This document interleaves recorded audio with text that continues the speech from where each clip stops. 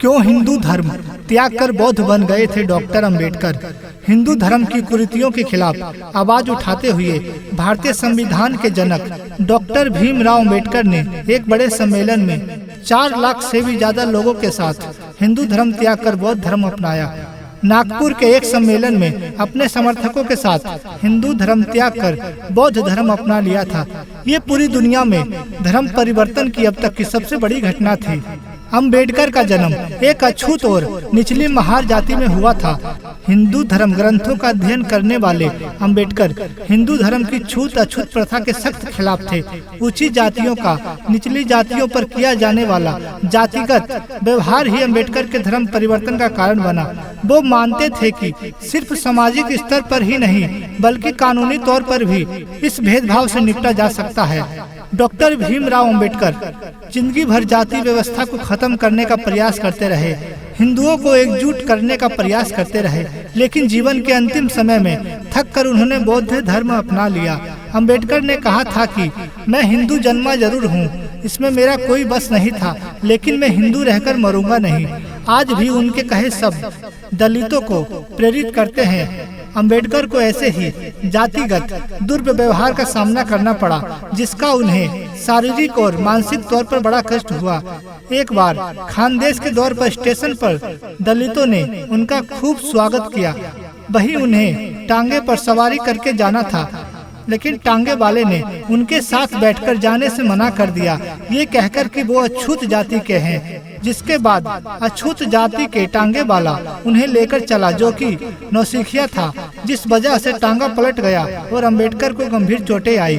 उन्हें लंबे समय तक पैर की चोट परेशान करती रही। प्यास लगने पर भी नहीं मिलता था पानी।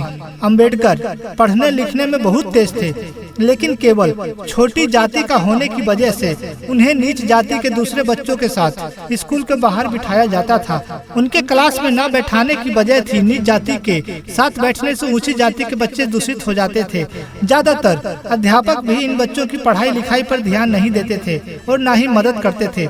छुआछूत और भेदभाव का अमानवीय व्यवहार इतना ज्यादा था कि इन बच्चों को प्यास लगने पर स्कूल का चपरासी या कोई अन्य ऊंची जाति का आदमी ऊंचाई से उनके हाथों पर पानी गिराकर उन्हें पिलाता था, क्योंकि उनको ना तो पानी ना ही पानी के बर्तन को छूने की अनुमति थी। ऊंची जाति के लोगों की मान्यता थी कि ऐसा करने से पानी की बर्तन और पानी दोनों अपवित्र हो जाएंगे।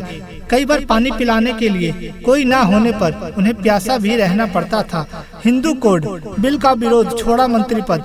आजादी के बाद नेहरू के मंत्रिमंडल में अंबेडकर कानून मंत्री बने, जहां उन्होंने हिंदू कोड बिल लागू करने की मांग की, जिसका जबरदस्त विरोध हुआ। विरोध इतना था कि अंबेडकर ने मंत्री पद से इस्तीफा दे दिया, लेकिन बाद में हिंदू कोड बिल लागू हुआ।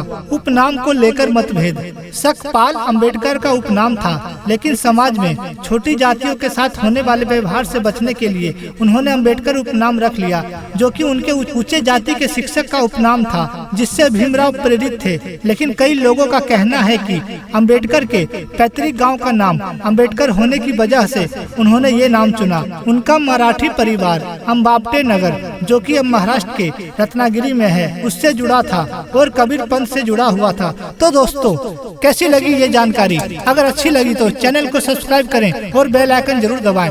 इसी तरह की रोचक जानकारी मैं आप तक साझा करता रहूंगा। जय श्री श्याम।